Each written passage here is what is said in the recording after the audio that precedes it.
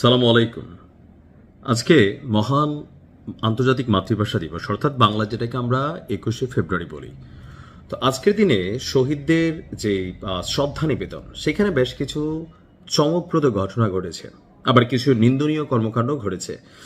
তো চমকপ্রদ ঘটনার মধ্যে জনাব তারেক রহমান, তিনি প্রথমবারের মতন আমরা দেখলাম যে ভাষা শহীদদের যে সমাধি আছে সেখানে তিনি পুষ্পস্তবক করেছেন, এবং একজন মুসলিম হিসাবে তিনার যেটা দায়িত্ব ছিল দোয়া করা, তো ফুল দেওয়ার পাশাপাশি তিনি দোয়াও করেছেন। আবার চমকপ্রদ ঘটনার আরেকটা পার্ট হচ্ছে, এতদিন যাবৎ বাংলাদেশ জামাত ইসলাম বা তাদের নেতাকর্মীরা কখনোই শহীদ মিনারে ফুল দিতে যায়নি, বাট এবার যখন গেলেন তখন সেখানে জামাত আমিরের সাথে বেশ কিছু ঘটনা ঘটেছে। বিশেষ করে সাংবাদিকদের মধ্যে এক শ্রেণীর সাংবাদিক আছে যারা সিচুয়েশন পাইয়া শফিক ভাইকে, প্রশ্নটা প্রথমে এরকম ছিল যে এত বছর তো আপনারা আসলেন না, এই যে আজকে যে আসলেন তো এটা কি নাজায়েজ না?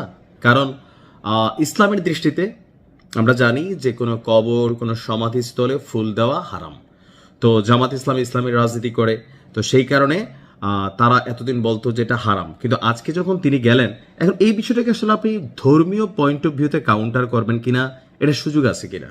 যেমন ধরেন, এই মুহূর্তে এই দেশে আমাদের বিএনপি যিনি চেয়ারপারসন আছেন বা বর্তমান প্রধানমন্ত্রী জনাব তারেক রহমান, তিনি বলছিলেন যে মদিনা সনদে দেশ চলবে, এরকম একটা কথা বলছেন। তো এখন এই দেশে কি মদের লাইসেন্স নাই? আছে তো।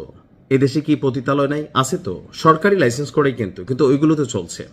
এখন বিষয়টা হচ্ছে কি, যে আপনি সবকিছু ধর্মীয় পয়েন্ট অফ ভিউতে, রাষ্ট্রের অনেক কিছু আপনি করা যায় না, বাট সেই কাজটার পরে আপনি আপনার যেই দায়িত্ব অ্যাজ এ মুসলিম, অথবা আপনি আপনার ধর্ম অনুযায়ী সেই কাজটা আপনি করলে হয়তোবা এটা প্রশ্নের বাহিরে চলে যায়। তো শফিক সাহেবকেই আজকে শহীদ মিনারে বেশ কিছু অপ্রীতিকর ঘটনার মুখোমুখি হতে হয়েছে। প্রথমত, তিনি যখন প্রথম প্রহরে কেন্দ্রীয় শহীদ মিনারে ভাষা শহীদদের প্রতি শ্রদ্ধা জানাতে আসলেন, তখন উত্তপ্ত পরিস্থিতির মুখে পড়েছিলেন তিনি। আপনার দিবাগত রাতে নেতাকর্মীদের নিয়ে পুষ্পস্তবক অর্পণ শেষে বের হয়ে তিনি যখন যাচ্ছিলেন, তখন তাকে লক্ষ্য করে ৭১-এর দালালেরা হুঁশিয়ার সাবধান স্লোগান দিতে শুরু করে সেখানে উপস্থিত একদল মানুষ। এই আকস্মিক স্লোগানে শহীদ মিনার এলাকায় চরম উত্তেজনা ছড়িয়ে পড়ে। তো পরিস্থিতি সামাল দিতে জামাত ইসলামের নেতাকর্মীরা তারাও পাল্টা স্লোগান দিতে শুরু করে। একটা মারমুখো উত্তপ্তকর পরিস্থিতি সেখানে তৈরি হয়ে যায়। প্রত্যক্ষদর্শীরা বলছেন যে শ্রদ্ধা নিবেদন শেষে যখন শফিক সাহেব তিনি মঞ্চের পেছন দিয়ে বেরিয়ে যাচ্ছিলেন, ঠিক তখনই একদল বিক্ষোভকারী তার পথ রোধ করার চেষ্টা করে এবং ৭১-এর ভূমিকার কথা তার মনে করিয়ে দেয় এবং তীব্র স্লোগান দিতে থাকে। এর প্রতিক্রিয়ায় জামাত এবং শিবিরের নেতাকর্মীরা তাৎক্ষণিকভাবে ভাষা সৈনিক গোলাম আজম লও লও লও সালাম স্লোগান দিয়ে পাল্টা প্রতিরোধ গড়ে তোলেন।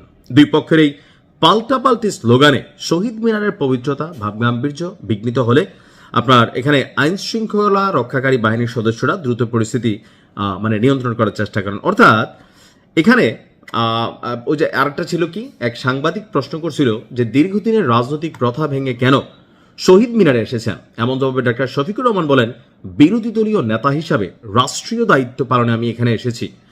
আর জামাত ইসলাম এখনো ইসলামী শরীয়তে নাজায়েজ মনে করে কিনা এমন বিতর্কিত প্রশ্ন তিনি এড়িয়ে যান।